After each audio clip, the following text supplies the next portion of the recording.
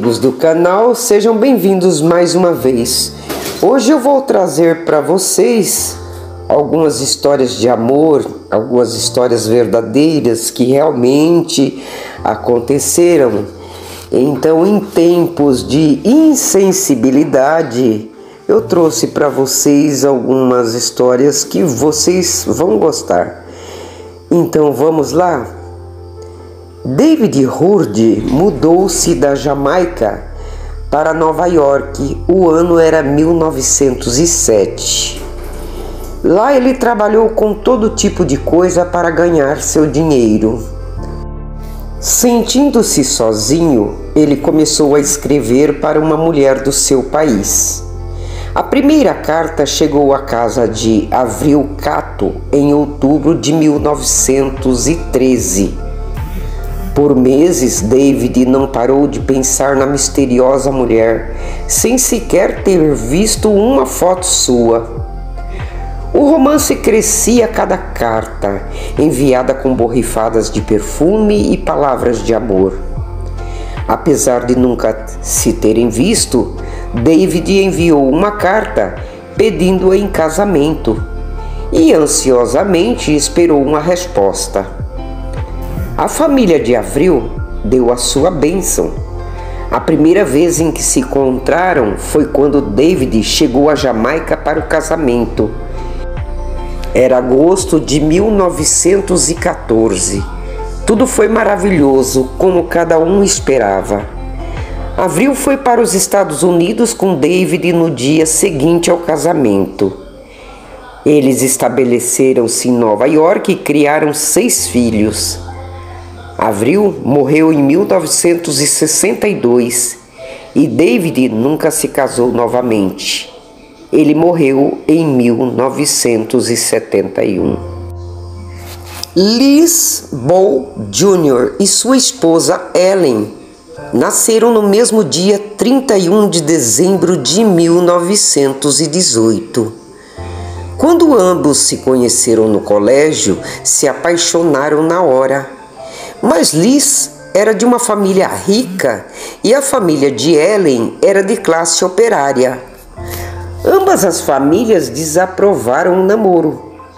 Mas assim que ambos terminaram o ensino médio aos 18 anos, os dois fugiram.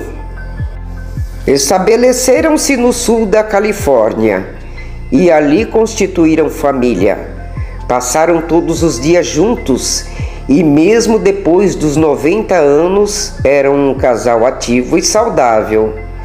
Ellen então descobriu um câncer no estômago e Liz passou a sofrer com a doença de Parkinson. Depois de 75 anos de casamento, Ellen morreu no dia 16 de julho de 2013. E pasmem, Liz morreu no dia seguinte.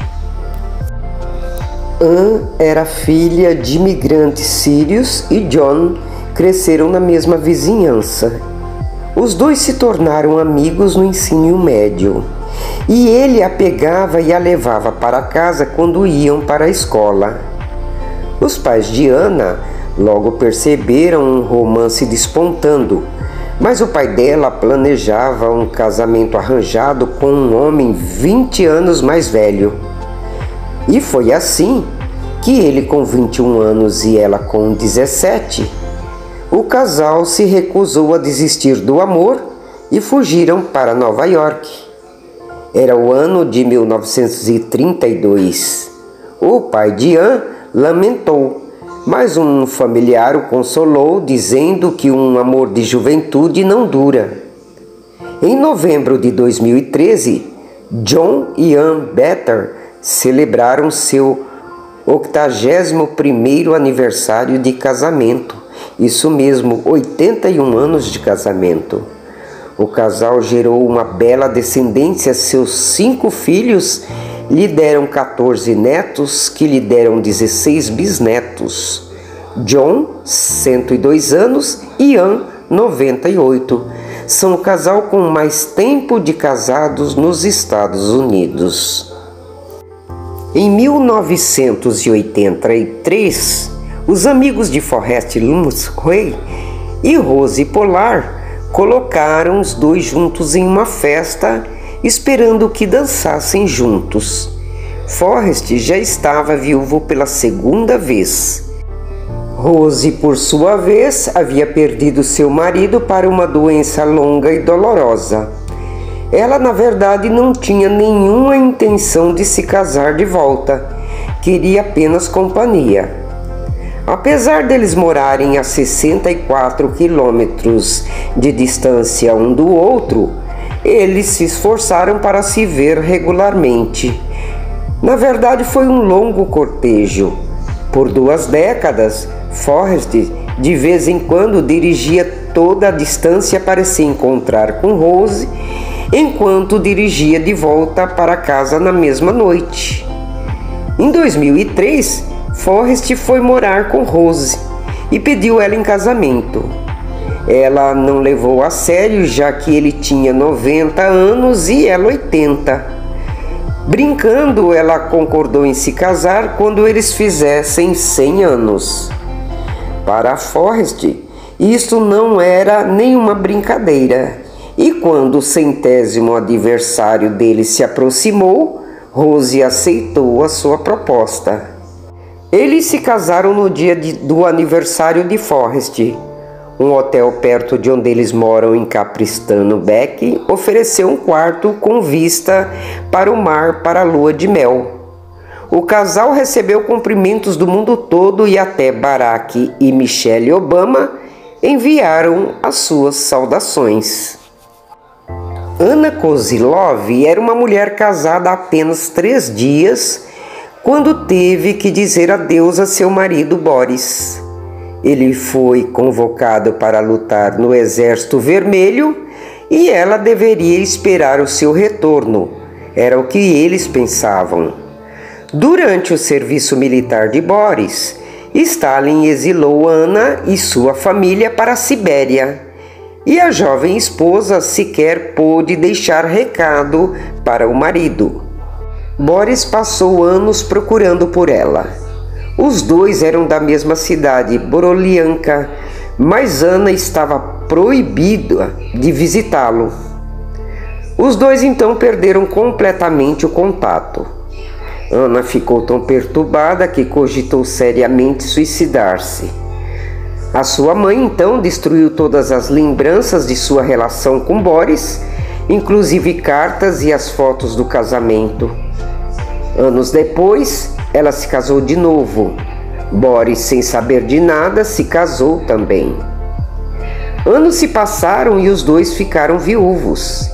E então, 60 anos depois do casamento de Boris e Anna, um milagre aconteceu. Anna finalmente conseguiu visitar sua cidade natal e viu à distância um homem idoso. Era Boris. Ele tinha ido a Borodianka visitar o túmulo de seus pais. E quando percebeu Anna, correu ao encontro dela. Como num conto de fada, eles tiveram um segundo casamento e, creiam, viveram felizes para sempre.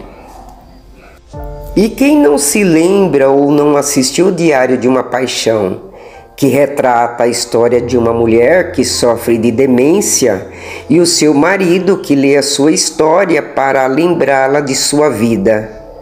O filme, na verdade, é baseado em um livro de ficção, mas não precisava ser, pois Jack e Phyllis são a versão real do sucesso do cinema. No começo dos anos 90, Jack Potter se recusou a deixar o amor de sua vida cair na solidão da demência. Jack mantinha um diário desde que era criança. Quando ele conheceu Phyllis, em outubro de 1941, as páginas do diário registraram a paixão. Noite muito boa. Dancei com uma menina muito bonita. Espero encontrá-la outra vez, escreveu ele. 16 meses depois desse encontro, os dois se casaram. Viveram em Kent, na Inglaterra, por mais de 50 anos.